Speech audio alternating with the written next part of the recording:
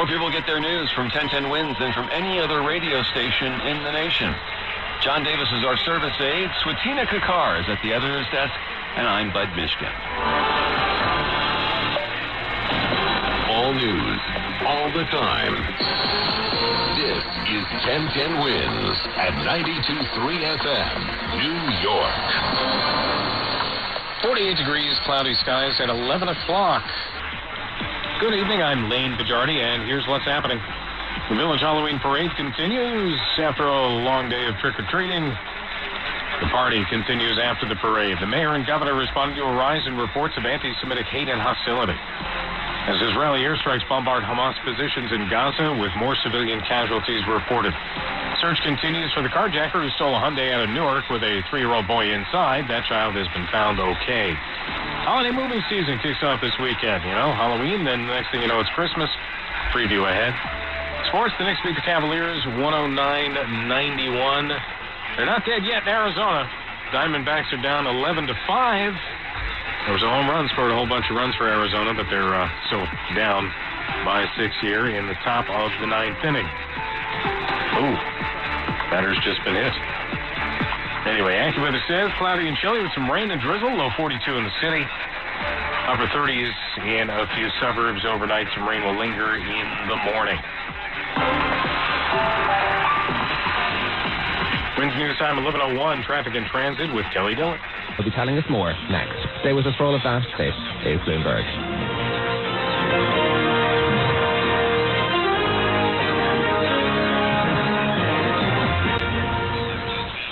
The business news Wall Street depends on. Under surveillance this morning, China sliding into deflation. And the insight that only Bloomberg can provide. The real news this morning is the German 30-year yield. Bloomberg Surveillance with Tom Keene, Jonathan Ferro, and Lisa Abramowitz. You have to look at the data as it is. It shows strength and it shows higher inflation. Listen to Bloomberg Surveillance live weekday mornings at 7 or on demand on Apple, Spotify, and wherever you get your podcasts. Bloomberg Radio.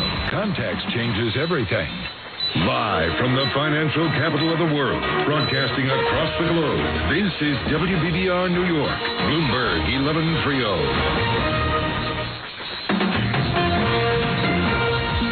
This is Bloomberg Daybreak Europe for this Wednesday, the 1st of November in London. Coming up today. Israel hits Gaza refugee camp. Dozens killed as airstrikes target site, which the military says was a Hamas stronghold. Blinken returns to the Middle East as the UN calls again for an immediate humanitarian ceasefire. In other news, Wall Street expects a second consecutive pause from the Federal Reserve, with attention also on the US deficit. Plus, Sunak's thick of it moment. The UK COVID inquiry exposes the chaos that was Downing Street. That's all straight ahead on Bloomberg Daybreak Europe. Listen on the free iHeartRadio app for all your music, news, talk, and sports radio. Podcasts too. Download the app. Free never sounded so good. This is Boston's home for conservative talk. WXKSM Newton Boston, WCLX FM HD3 Boston. Talk 1200, an iHeartRadio station. Israel says it's killed another Hamas commander. I'm Jack Callahan, Fox News, and at least 4 dozen Hamas fighters with airstrikes in northern Gaza. A Hamas spokesman denies the claim and says only civilians were killed.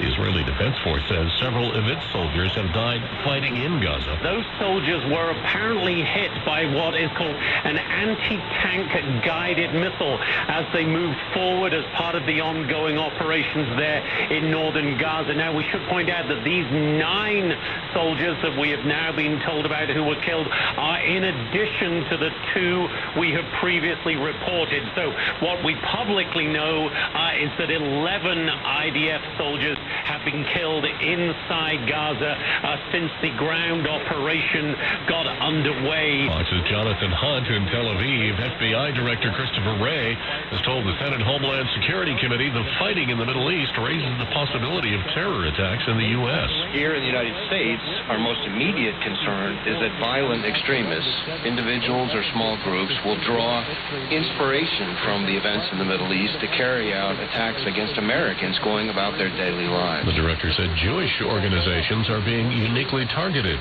Federal agents have arrested a 21-year-old Cornell University student and charged him with making online death threats against Jewish students on campus. Jeremy Zarge, the co-president of the Cornell University Center for Jewish Living, telling Fox News. It's crazy to me that at such a place so prestigious like Cornell, to have something like this, have professors employed by Cornell to say the murder of Jews as exhilarating, there's no context in which that's justifiable. So It's just shocking to me to see. I never thought it could happen in my own school, and especially at a school like this. Wall Street, the Dow gained 124 points yesterday. NASDAQ up 61. America is listening to Fox News. It's Chevy truck season, and with a Chevy Silverado, there's no such thing as an uphill battle. With a Chevy Silverado, you can take on the mountains, or you can move them.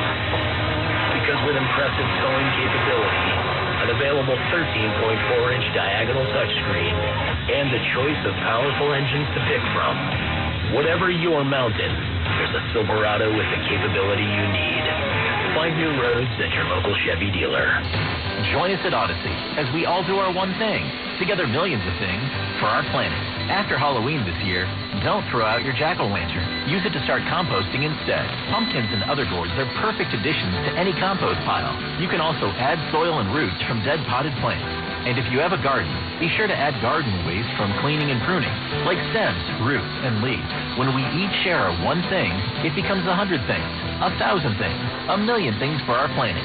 What's your one thing? WPHT, WPHT, WOGL, HD3, Philadelphia. Cherry Hill Volvo Studios, where relationships matter. Always live on the free Odyssey.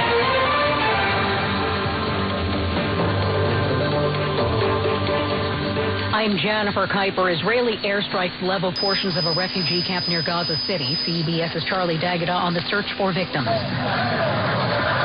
The vast craters left behind, as deep as they are wide. The sheer destruction of the surrounding residential buildings, the terrible human toll are all evidence of the ferocity of the Israeli airstrike north of Gaza City, right in the middle of the densely packed refugee camp. One survivor said it felt like an earthquake. Hamas said dozens were killed, with another 150 badly wounded, making it one of the deadliest single attacks since fighting began. Secretary of State Antony